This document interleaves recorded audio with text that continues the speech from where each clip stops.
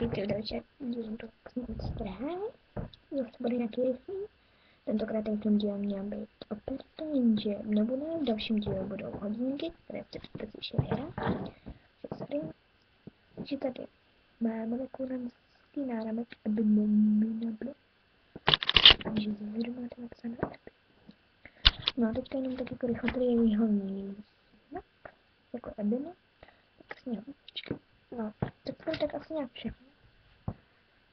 Nějaký díl sobě už ta operita naserá takhle dým.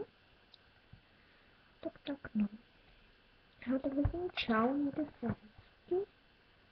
A díky, že jste se teďka na tohle koukali, no. Tak čau, no. Ahoj.